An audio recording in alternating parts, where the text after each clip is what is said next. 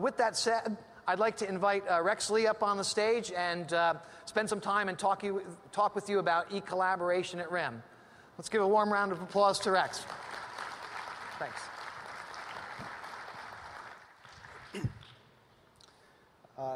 Thanks, Jeff, for that. A little bit about Research in Motion before I get started with the meat of the material here. We are the company behind the BlackBerry product line.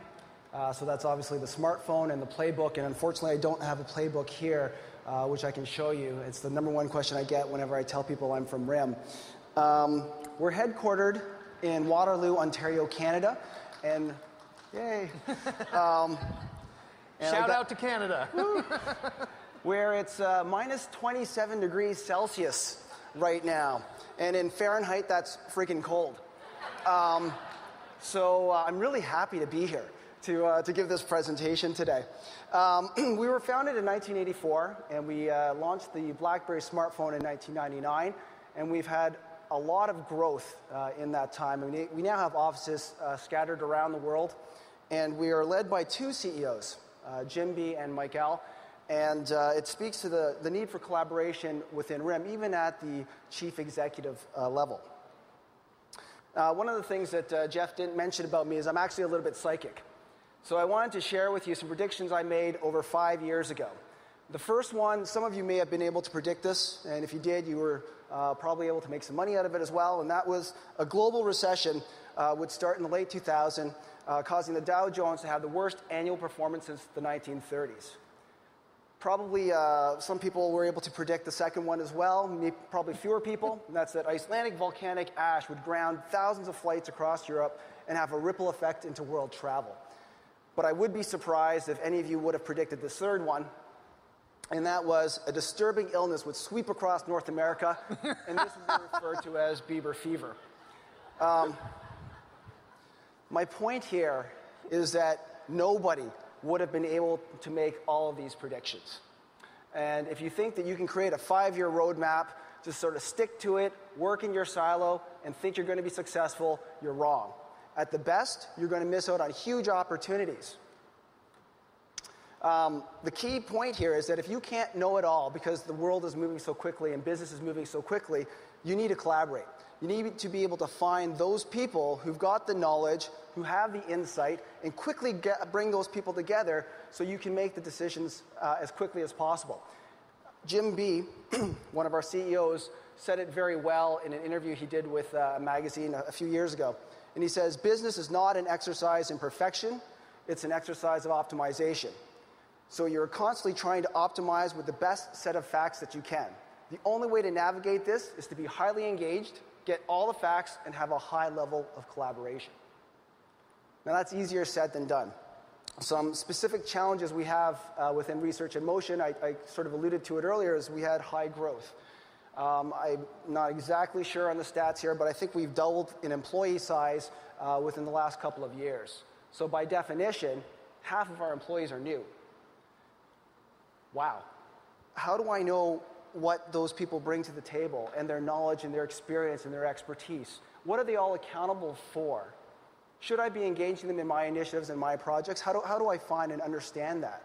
So it's a very, very challenging aspect for us. And because of growth, which is a good thing, we have a lot of other challenges that start to creep into the organization as well. And so at the end of the day, we're faced with this question of, well, how do we preserve what's made RIM so successful in the past around agility and innovation and being holistic in our thinking and true employee engagement and passionate employees while embracing the new realities? With so many new people joining the organization, it kind of feels like this. You're lost in a crowd of people. And unfortunately, when someone is looking for you, there's no magic sign that appears over your head and says, here I am. So that's why we went on this e-collaboration journey. And the vision of e-collaboration is really to create a collaborative environment to fully harness the potential of our global workforce.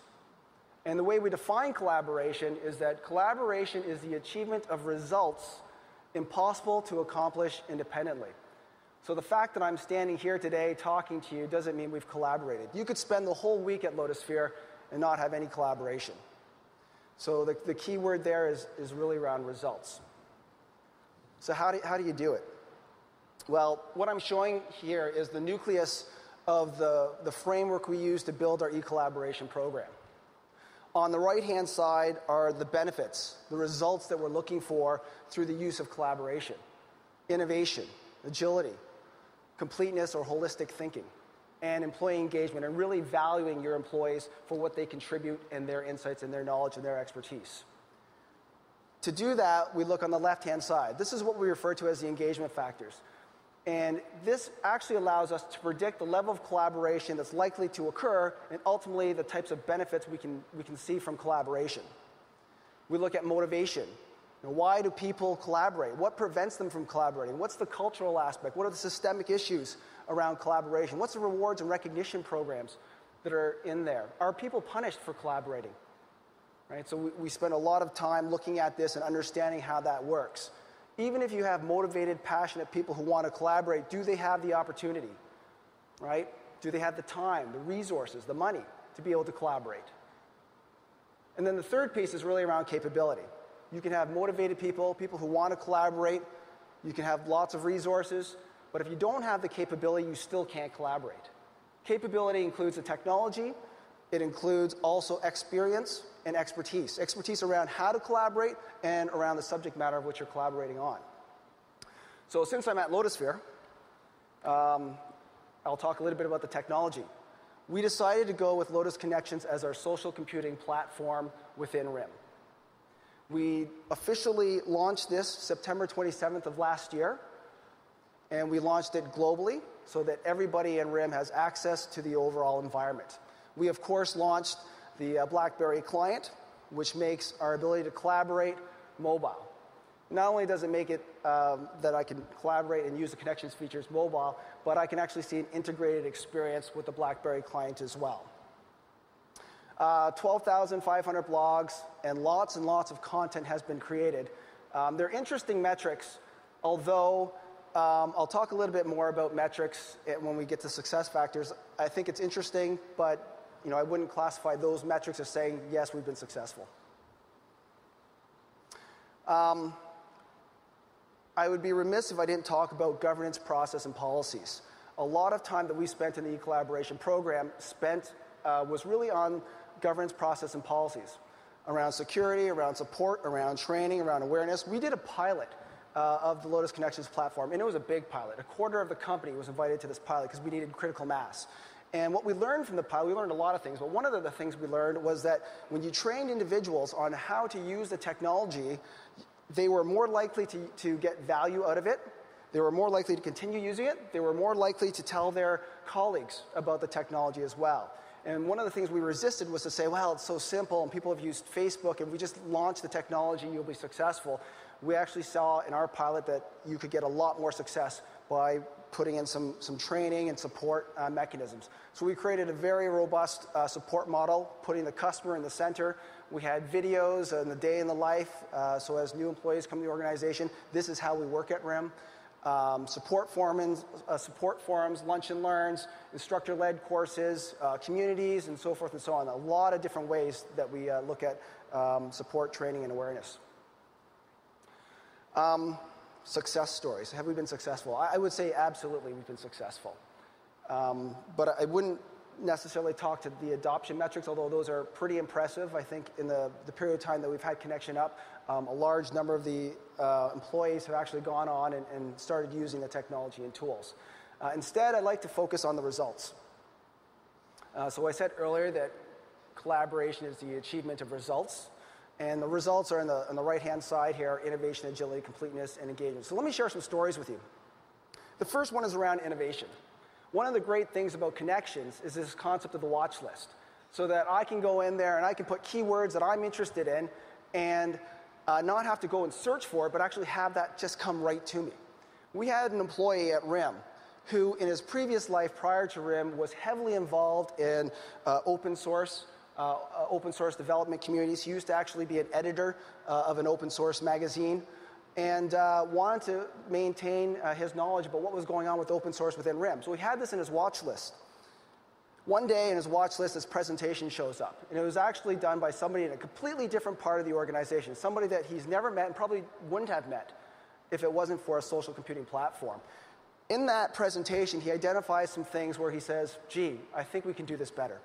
That possibly, we can collaborate here. And sure enough, those two get together and they redefine how we are going to launch this program overall.